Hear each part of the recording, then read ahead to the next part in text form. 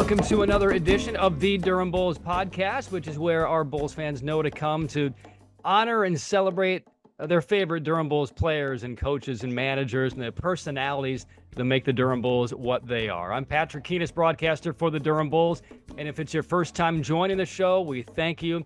You can subscribe on Apple, subscribe on Spotify, and you can watch this podcast on our YouTube channel, Durham Bulls TV.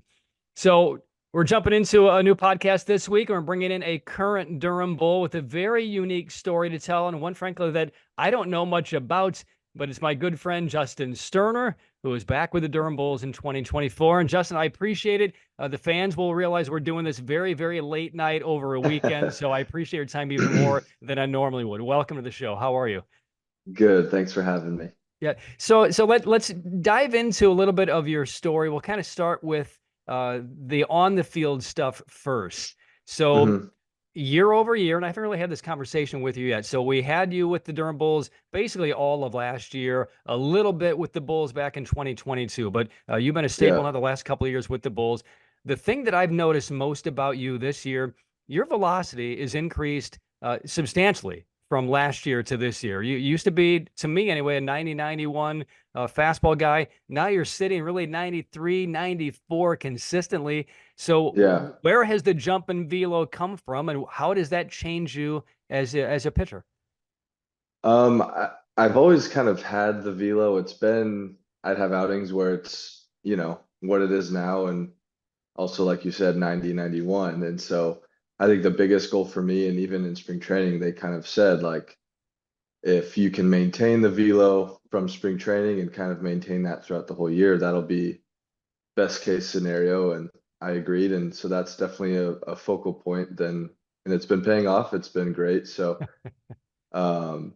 yeah, I don't really have anything that I've been doing different. I think just kind of, it's been more of a focus, I guess, and also my secondary pitch, the cutter now is kind of really become a big focal point in what I throw. And that's also a firmer pitch. And so I think that kind of adds to the fastball. And I'm just thinking throwing hard majority of the time instead of finesse, which makes it easier for me to just grip and rip. So I can't really point out one thing, but I've definitely enjoyed the sustained velo, I guess you could say. I'll bet you have. So nothing in terms of a different training in the off season, no drive line in your background, no change in grips, anything like that? I've I use a little bit of Plyos. It hasn't been a big part of my off season or in season use, but I use a little bit of Plyos.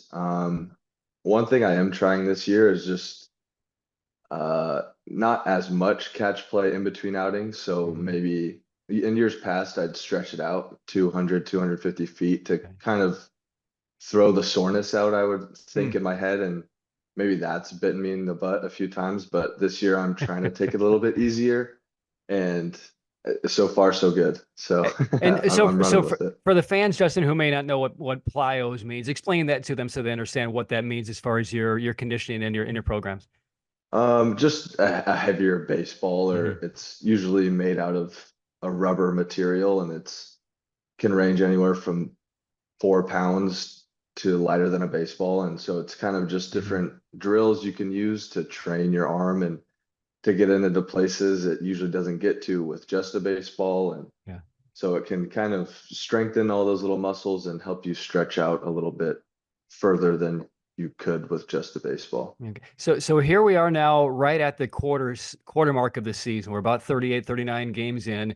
Your stuff is where it was when the season began. So what will you do over the course of the remaining, 110 games or so to give yourself the best opportunity to be able to sustain this through September?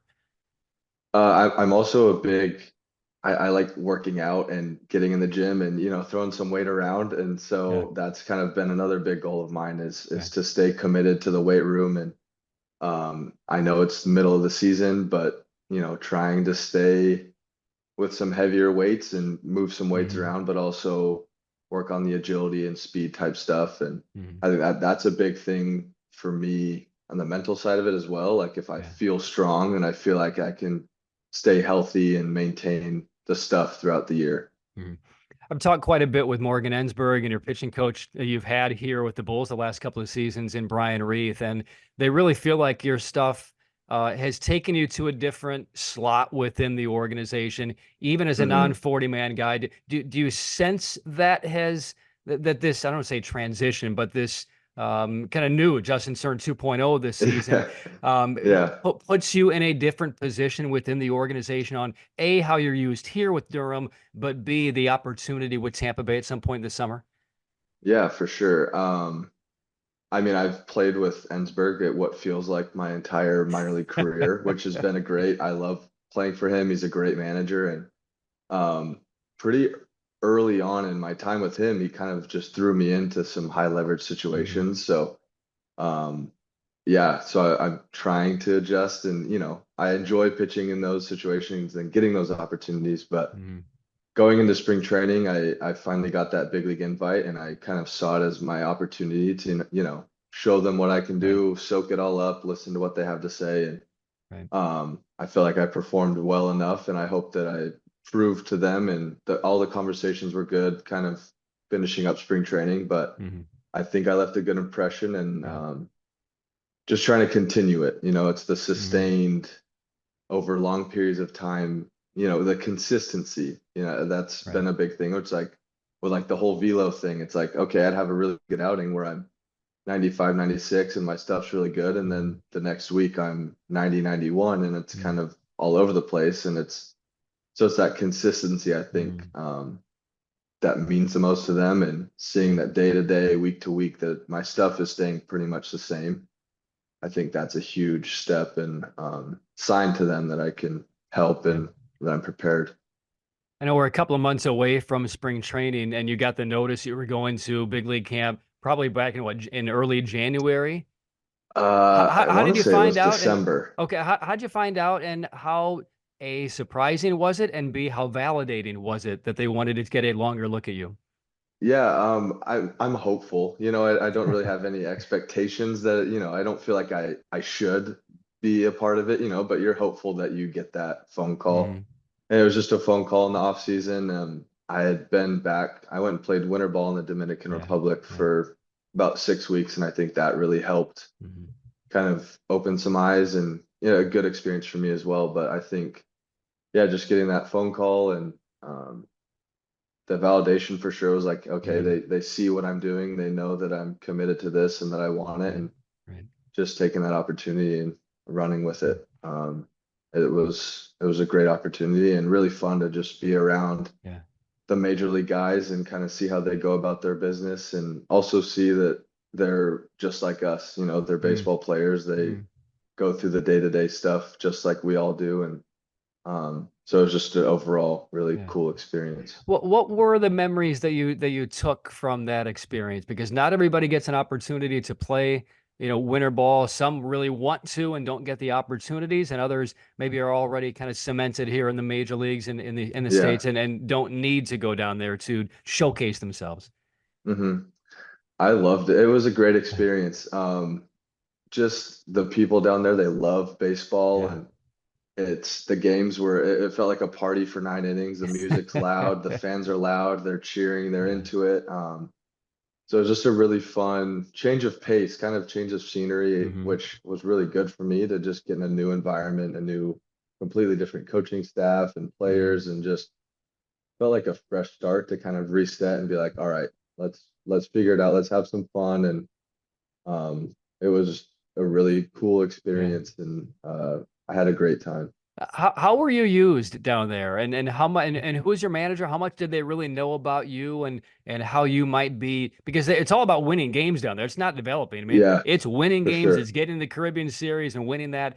So there's a lot riding on it, and it's really production related. You produce, you keep playing. You don't produce, For they send you sure. back home, right?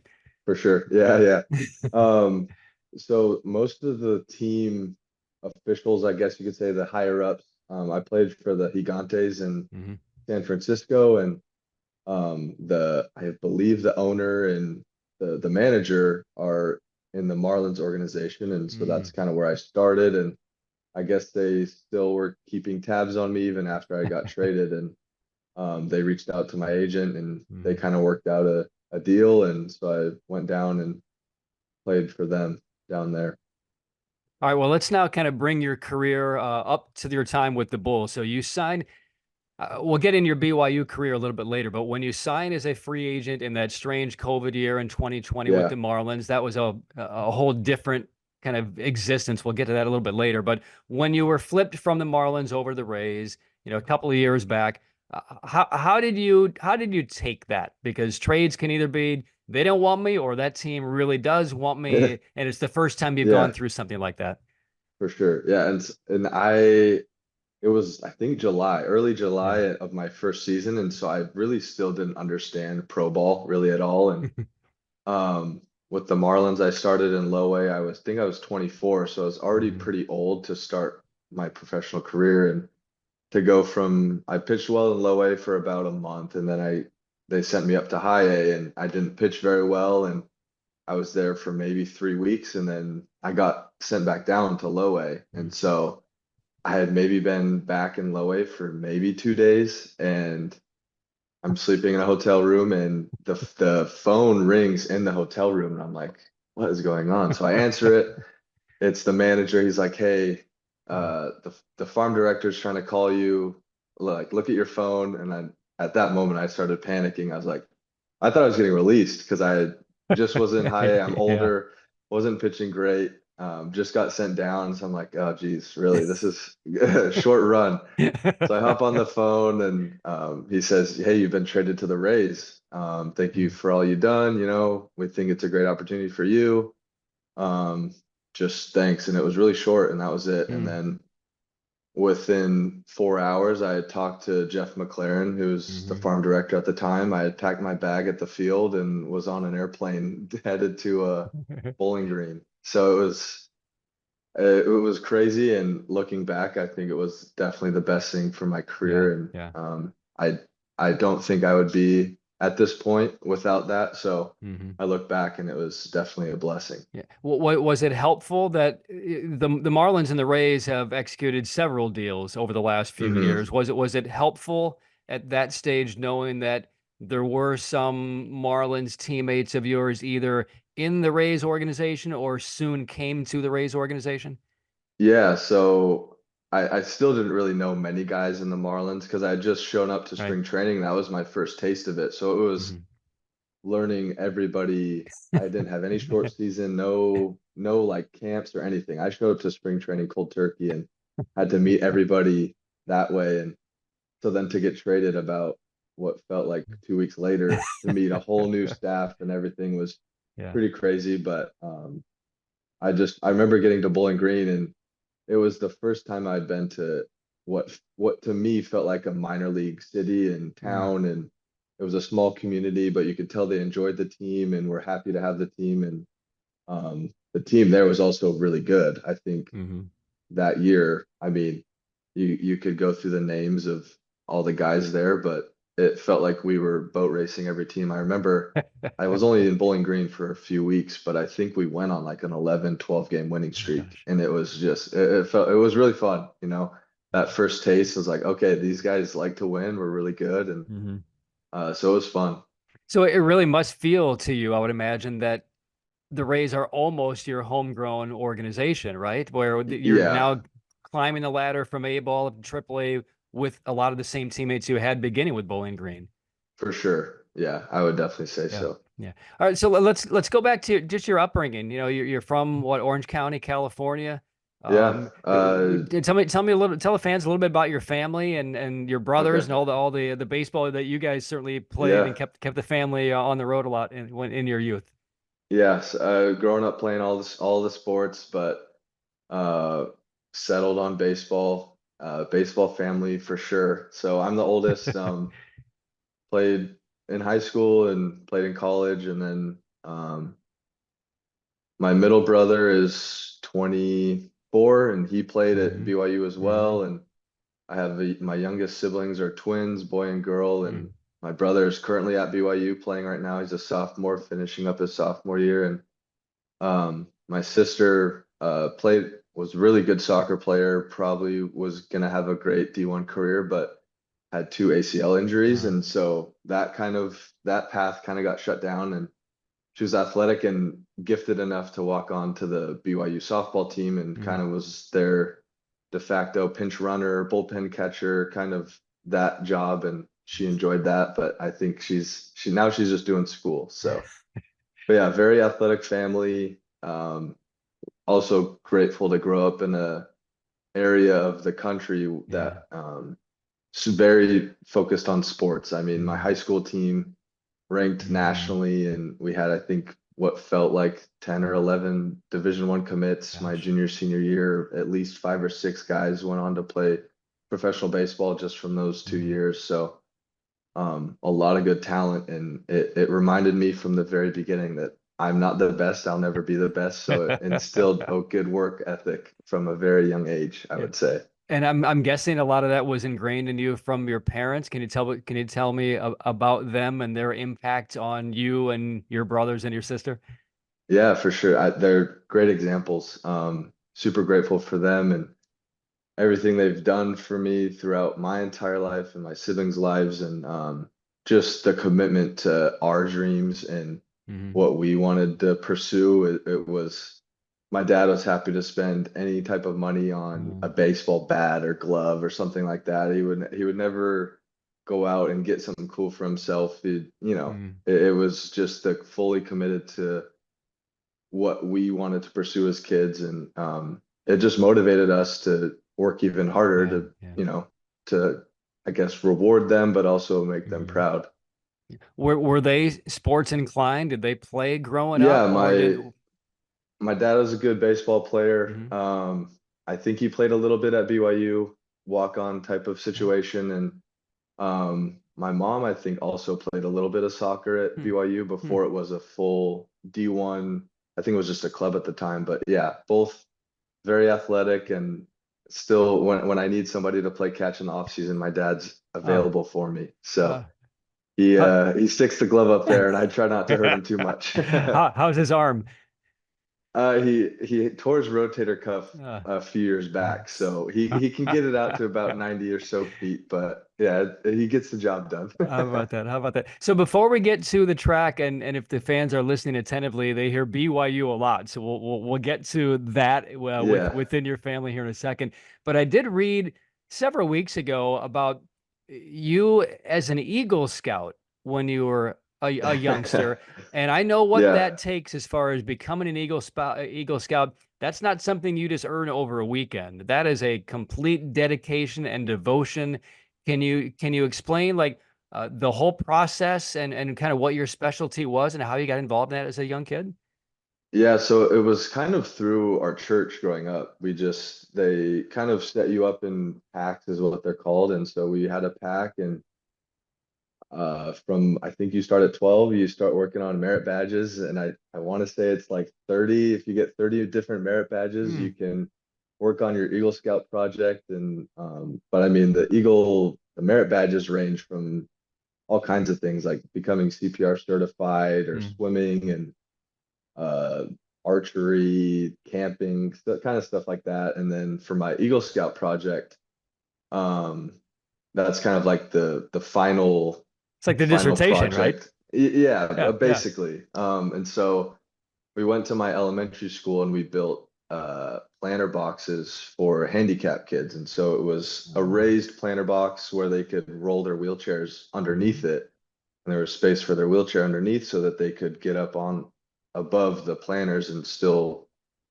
contribute and plant My seeds gosh. and participate in the garden, I guess you could say. And so Huh. it was a fun experience, and taught me some life lessons doing hard things. Camping Mhm. isn't fun, but you do it and you get cool experiences, camping under the How stars at about the that? beach, and cool stuff like that that you wouldn't really think you'd get the opportunity to do. Was this planter box idea for your Eagle Scout project? Was that your idea? Did you come up with that, or did they have, a list of things that you could do that would fulfill the requirements? I think it was a collective, but with my Okay. parents, and just kind of like what's something that we could do that's Hmm. kind of important to us. It's at my elementary school close to our home. And so Mhm. it was a cool opportunity and a Mm. really cool project to help those who probably don't get a lot of Yeah. opportunities to do those Yeah. kind of things. Yeah. I So mean, it was, yeah.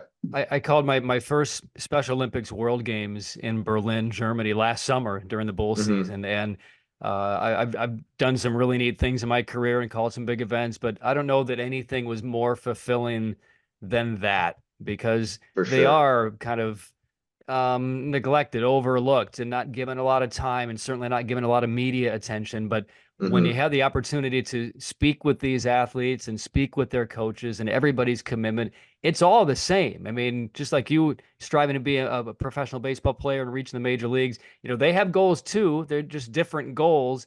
But Yeah, that doesn't diminish their effort and their desire and their passion to reach for them. sure.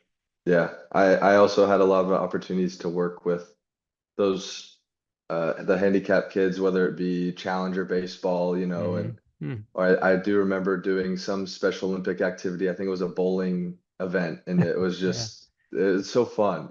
Just the Yeah. pure joy that they exude Hmm. when they have fun and succeed at something. Yeah. It's just really fun to be a part of. Oh, that's It's a great.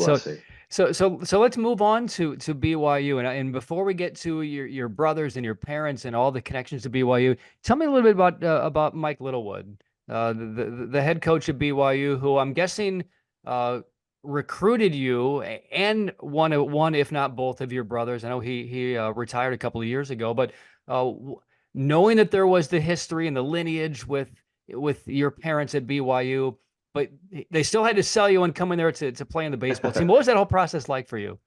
So to be honest, I wasn't the most recruited kid coming out of high school. I didn't have any scholarship offers. And so, I mean, I always wanted to go to BYU. I applied to Hmm. BYU before baseball was even an opportunity and Hmm. actually got rejected before the baseball team kind of helped me out in that department. So, but yeah, I had a lot of like a couple friends that were committed there. And so they had Hmm. reached out and just said, hey, like, give my friend a look here. He's pretty good. And so, the recruiting coordinator came down and got to see me play, and I ended up having a pretty good game, a couple Hmm. hits, made a good throw from the outfield to throw a guy out at home, pitched an inning. And so I think I just kind of was able to showcase it, give me a couple years and I might be able to help the team. And so, um, yeah, I had a good conversation with Littlewood. I really enjoyed having him as a coach. Hmm. He's a bit old school, and I like that approach. I Hmm. like the hard nose. That's kind of how I've been raised, and so I respond well to that type of coaching. And Hmm. he was a great coach for me, and um, yeah, just a great experience All right, so at BYU. Justin, lay out your family tree because there are a lot of branches. The BYU Sterner family tree. Who all in your family went there? So I think both my parents obviously did. All my siblings have gone there. Aunts, uncles. My uncle played football at BYU. He's an offensive lineman. My cousin will be there playing football. Another cousin played soccer. So there's Gosh. a lot of athletics and a lot of BYU. So it's a great place. We live there in the off season, so I'm Yeah. around. That's where I work Yeah. out. I'm around the team. It's just a really special place. They've Yeah. given me a lot, and so it's a great place. I love being there. So now, as you're so close to big league baseball, and we know BYU has a very good program, but it's not where the top, as you mentioned, the top recruits, the top players in the country, they don't Hmm. aspire to go play for BYU. People go to BYU for other purposes and opportunities. So, Yeah, do you feel a pressure is not the right word? Do you feel an extra responsibility to represent BYU and within pro baseball, knowing you're so close to the big leagues, knowing that BYU does not have the history of a Clemson, a Florida State, and Arizona for State sure. programs like that.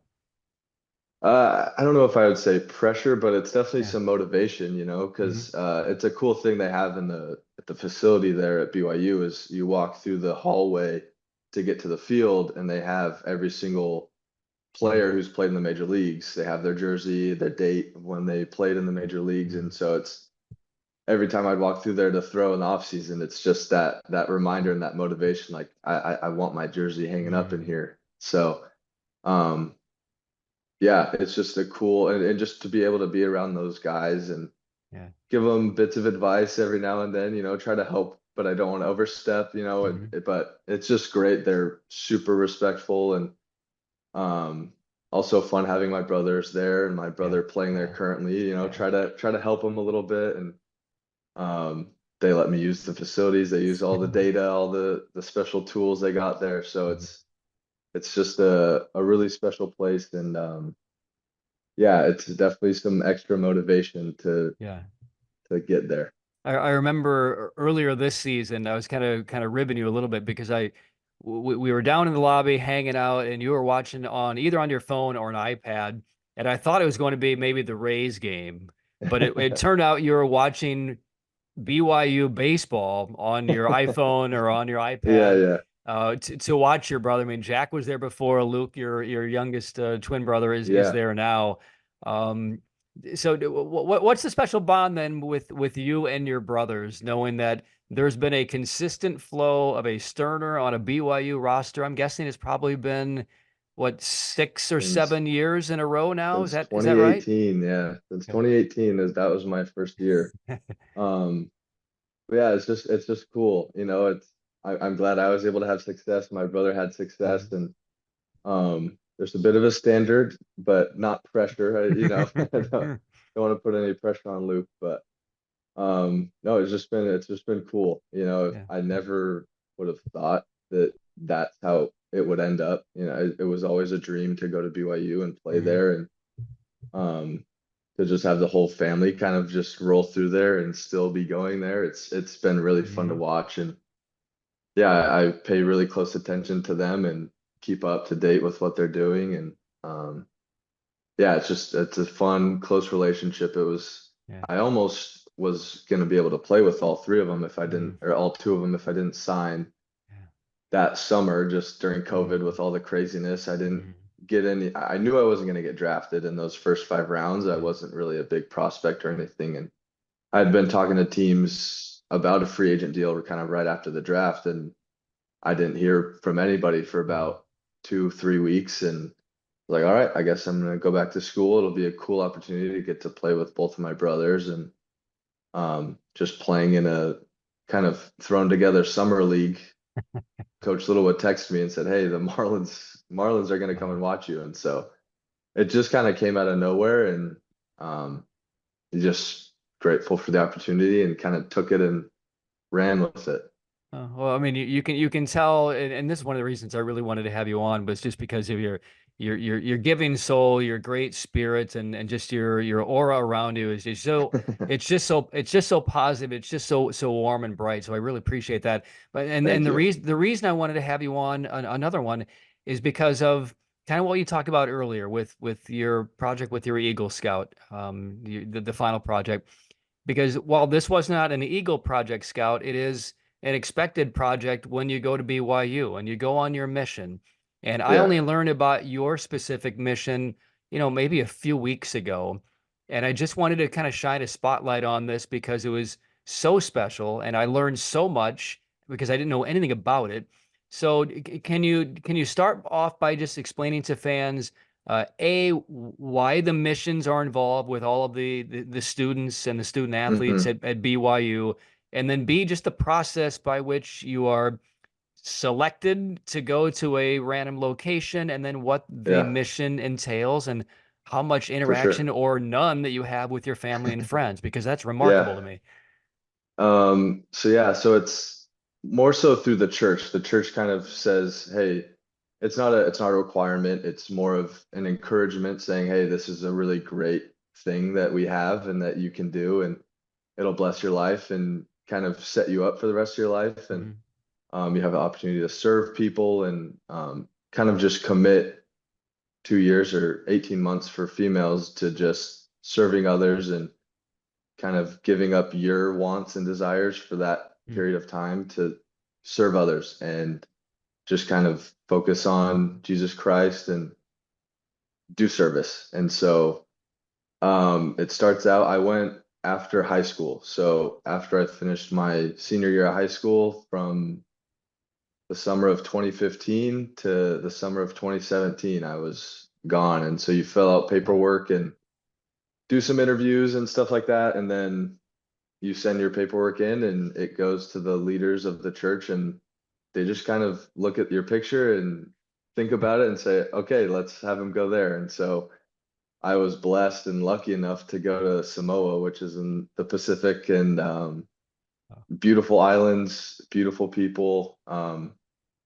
Just so blessed. Like people go there to vacation. It's a paradise. Like I look out my windows at night and it's the ocean and there's stars and tropical forests, and it was just beautiful, and the people there were amazing. But yeah, it's 2 years, no baseball, no nothing. Serving people, teaching people about Jesus and how awesome he is, and um, just doing service, building huts and walking and talking to kids and learning the language. They don't speak English, and so I was able to learn a completely foreign language that I had never heard of before, and um, become fluent in it and learn how to read in it and just be a part of the people there. And um, it was an awesome experience. I wouldn't trade it for anything, and I'm still trying to go back. Wow. It Wow. it has a very special place in my heart. There's actually a little kid over there named after me because we had worked with his family and Oh my gosh. teached him and helped him. And so there's a little Justin Sterner running around You're kidding in me. one of the islands down there. Yeah, yeah. So it was How, just kind of something that happened, kind of my companion. So I'm with somebody the whole time, and he was from Samoa, so he spoke fluent and was just kind of a funny guy. And he goes, "Hey, have you thought of a name for your baby that hadn't been born yet?" And he goes, "No, yeah, we don't have a name." And he goes, "What about you name it after him, the white guy?" So he's like, "You know what? I think that's a good idea." So they did. Oh my That's how it gosh. happened. And Yeah. do So you have do you continue to have interactions with with this family and this young sometimes boy, this young they use Justin Sterner who's Facebook. now like 5 or 6? Yeah, they use Facebook, and so I message with them every now and then and get some pictures. But yeah, it was just one of those things that just kind of happened, and now it's just the cool thing I can tell people. Oh, that is amazing. So I Yeah. talked with Junior Caminero when we were up on that Worcester trip, and Hmm. Junior actually named his younger brother. His younger brother's name is Girardi, and Junior suggested Girardi for Joe Girardi to his Yeah, dad the day that his younger brother was born, which I thought was just that's a funny. phenomenal story. Yeah. So where else could you have gone? Because you didn't have any say in where you went. You were just kind of assigned. I mean, So you got the just about luck of the anywhere in draw. the Where world. else could you have Yeah. possibly gone? I mean, my brother went to Mexico. My dad went to Brazil. My cousin is in Africa right now. My sister served in Atlanta. My wife served in Mexico. So I had friends serving in Australia, Nice. Vanuatu, which is another Pacific island. Hmm. So they're just about everywhere. I think probably 200 plus 300 missions Gosh. total around the world.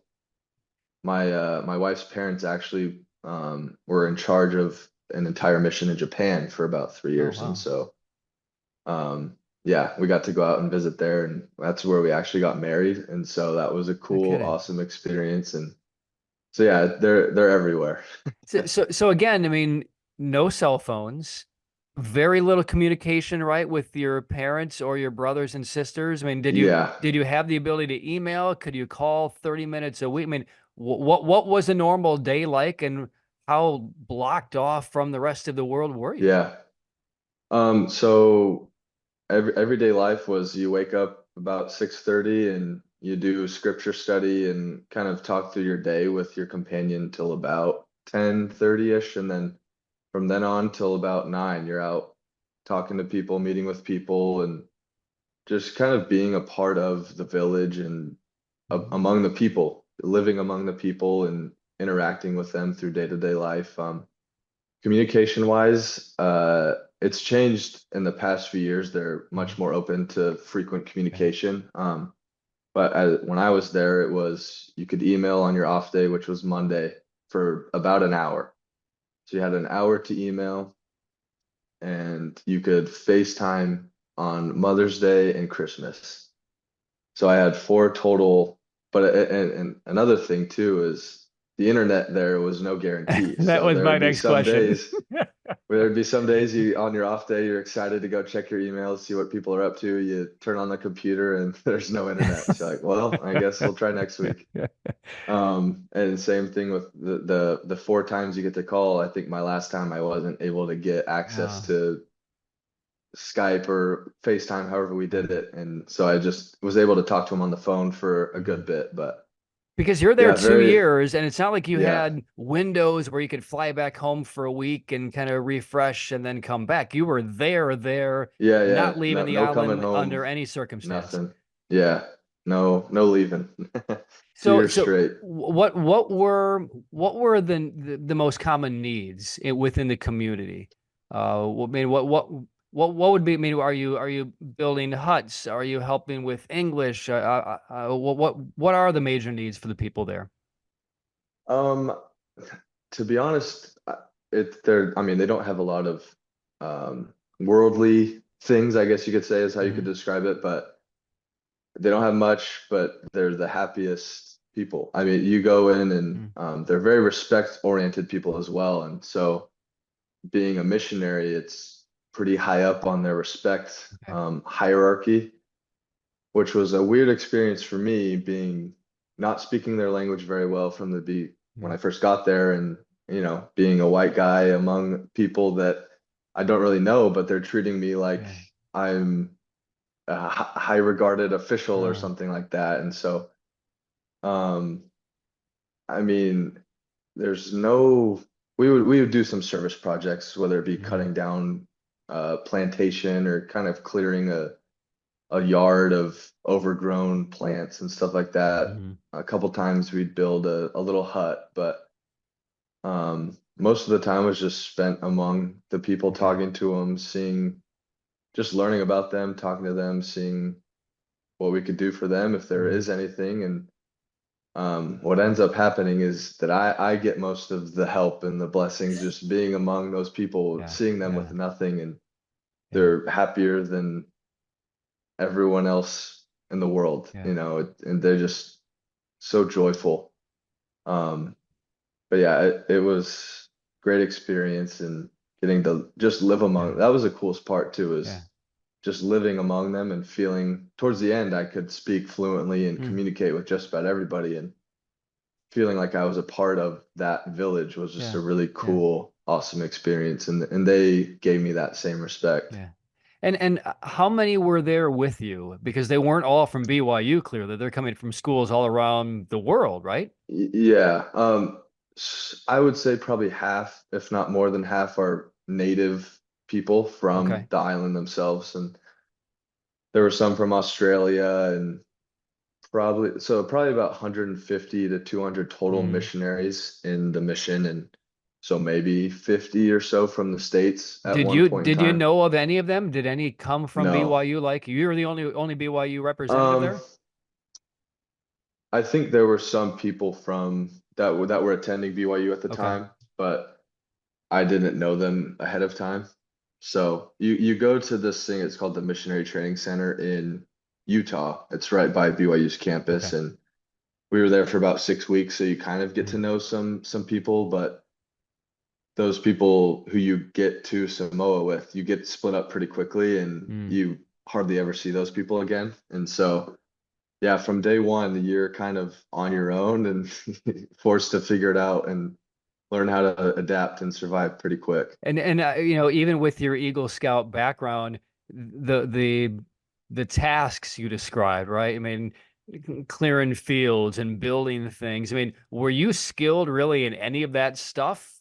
Or did you just kind of like learn on your own as you parachuted Yeah, in and started working?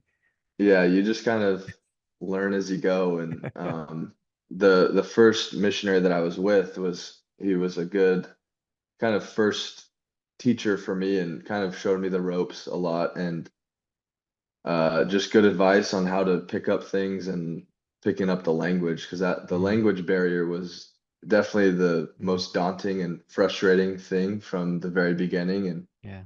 because you practice in the States and you're like, I think I got a little bit of an idea Mm. of, and then you get there and it's like, what the heck are these people even saying? And so just to slowly try and learn and figure out Yeah. what they're saying. The language barrier was Mm-hmm. a tough tackle, Mm-hmm. but yeah, it was Yeah. a fun experience, and I learned a lot about myself and how to do hard Yeah. things. And you just kind of say, I'm not going to worry about it. I'm just going to have No. fun and figure it out. Yeah. So just a couple more questions before we let you go. First off, thanks so much for your time, Justin. At the time when you are in American Samoa and beginning your mission, before you left, I mean, is pro baseball still the goal? I mean, before you, because they haven't even started at BYU yet, but A, was it still the goal? And B, what concerns did you have about not being able to play for 2 years while you're on this Yeah. mission if pro baseball was where you wanted Justin Sterner, the other Justin Sterner, to go? Yeah. It was probably good that pro baseball was not in a realm Okay. of possibility for me at that time, because I barely got a spot at BYU. So I was like, I was not Okay. even worried about professional Okay. baseball, which probably was a good thing. Because I probably would have been a lot more stressed not touching a baseball for two Yeah. years. Yeah. But yeah, that I didn't really have to worry about that because I Okay. didn't ever really, I always had the dream and the goal to get there, but it was never close Mhm. enough for me to be like, yeah, I need to fully Yeah. commit to this. And so thankfully didn't really have external pressures on that Mhm. side to kind of say, are you sure you want to do this? And Mhm. so it made the decision very easy for me to just say, you know what, I'm Mhm. going to put everything on hold and I'm going to go do this for Mhm. 2 years. And if I come back and I can't throw and can't figure it out, then oh well. But What was it like the first time you picked up a ball after you got back? Did it feel like a foreign yeah, it experience? was it was rough. That first year at BYU, my arm hurt the whole year, and I didn't pitch very much, thankfully. But when I did, it wasn't very good. So I just kind of had to battle through and figure out how to Yeah. survive my arm pain, and then Hmm. magically, I went out and played summer ball in Chico, California, actually, to Hmm. kind of just get some more innings. I think I only had like 9 or 10 innings that Uh, first year. And I showed up, and for some reason, my arm felt good, and I didn't really mm, have any lingering pains. And so I got there and pitched really well. And kind of from then on, I just a slow climb to where I'm at now. mhm. So at the end of the 24 months, as it's winding down, and even as you're boarding the plane to leave, what were the emotions like for you? Because that is an enormous commitment and devotion of time, and the people that you've helped, and the friends that you've made, and Yeah, what was it? How heavy was it leaving them behind, knowing you may not see them ever again? yeah. It was really hard. I remember speaking to the mission president, who's the man presiding kind of over the whole entire mission. I remember telling him in our last meeting, like, I don't want to leave. I don't think I'm Mm, ready to leave. I don't think I can do this. Because I was so invested in the people, and you're yeah, there for 2 years. It kind of becomes your world. It's all you're yeah, really worried about and all you're thinking about. And to kind of take that step from only worrying about the mission and the people there and your day-to-day tasks there mhm, to coming back home to being okay, now I have to go to school. I have to figure out classes. am mhm, i am I going to do this baseball thing? Am I going to be mhm, able to figure it out? And like all these different things yeah, kind of hit you, and it's like, well, this life here in Samoa is pretty yeah, nice, and I love it here. The people are great, and you were so invested in it. It was really mhm, hard to leave, but then you get home, you go down the stairs in the airport, and you see your family, and you're like, yeah, yeah, it's been a while since I've seen these guys, and yeah, you feel right back at home, and you feel that love. And so I definitely have a big piece of my heart still in Samoa, but mhm, seeing my family again was definitely yeah, peaceful, and just what needed to happen, to kind of yeah. help jumpstart that next step. Mhm. right, so let me ask you a different question. And this was one I was not planning on asking, but now that I'm kind of walking through this journey with you, at least understanding Yeah, it, what was the biggest shock when you got back? Because you didn't have much interaction with anything. You're not reading the USA Today. You're not reading the New York Times. You're not reading the Wall Street Journal. yeah. The whole, because this is what, 16, 17, 15, 16. What years are you there? I got back in August of 2017. Okay, So so there's a pretty big U.S. election at that stage when you're on the yeah, road and you come back and all of a sudden, it seems like politically and athletically, I mean, so many huge changes in the United for States. sure. Did you know much about it? And what were the biggest shocks when you got back if you didn't know what was really going on?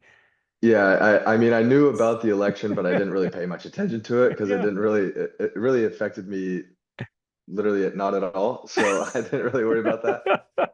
But a funny thing I do remember was getting on the freeway and how fat it felt like I was going 200 miles an hour on the freeway, sitting in the back seat of my dad's car and then the family car just driving. I Yeah. was like, I feel like I'm gonna crash into somebody just going so fast. But it definitely took a while for the body to adjust back, Mhm. like especially with food and stuff like that. Like Yeah. my stomach did not handle food for about 3 months. And so that was quite the Uh, adjustment. But just getting back into everyday life was yeah. definitely strange. I remember the first couple weeks just being at home in California, just being a little bit antisocial and weird Yeah. to the point where I didn't really Mhm. almost feel like I didn't know how to communicate with people, and it was a tough adjustment for Yeah. sure. This probably isn't the perfect analogy, but I oftentimes read stories about when somebody gets out of prison and like the first Yeah. meal that they want, or they get out of the hospital after a long stay, they're craving hmm something, they need something, they miss something. What was that one thing for you? Like when I get back, I need blank. I think it was an In-N-Out burger, and we went straight there from the airport, got an In-N-Out burger, and Okay. took it home and enjoyed that. But yeah, that was the thing that Uh, I had my mind set on. All right. Last question for you, and I'd be remiss if I did not ask. What is it like to put on a Durham Bulls uniform and play for such the iconic franchise and be a member of the family? Yeah, Years and years from now that you spent a couple of summers playing for the Durham Bulls. What is that experience like for you specifically? it's been a really cool experience. I remember I watched Bull Durham a few years before I probably in Mm, college I watched it for the first time, and thought it was a funny movie, and getting to be in Durham too is the town is awesome. The stadium is awesome. The fans are awesome. They're invested in the team and they're attentive to the game and what's mhm. happening. They know baseball and they cheer at the right times. They're paying attention, which we as players really appreciate. You can tell Yeah. when Yeah. the fans are invested and they care, and it just makes us want to play that much better. But yeah, it's just really cool to. I remember when I first got here in the short stint in 22, Mhm. and I go to my locker and you see the jersey and it's the iconic logo and with your name on the back, you're like, all right, I know this isn't the big leagues, but this is pretty Yeah. stinking cool. All right. Well, I hope you're not here a whole lot longer. It's been such a joy to get to know you. And I know this has been a long day for all of us today. So I can't thank you enough for your time and sharing Oh, thanks these for just having me. amazing stories, Justin. Thank you so much for being here. All right. Thanks. Thank you. All right. And tell thanks to Justin Sterner 2.0 in American Samoa. Yeah, We need a pic. If you have a picture of him or a picture of yeah, you I'll, and the baby, please I'll send that find along. one. I'll see what I can do. All right. So that is Justin Sterner, reliever for the Durham Bulls, joining us this week on the Durham Bulls podcast. A reminder, we'll get this out to the BYU community as well. You can subscribe online at Apple and on Spotify, and you can watch this podcast on our YouTube channel, which is Durham Bulls TV. So that's going to wrap things up. So for Justin Sterner, for Jacoby McDuffie, who's our post-production whiz to put this podcast together, I'm Patrick Kinas. Thank you for listening. We'll talk to you next week on the Durham Bulls Podcast.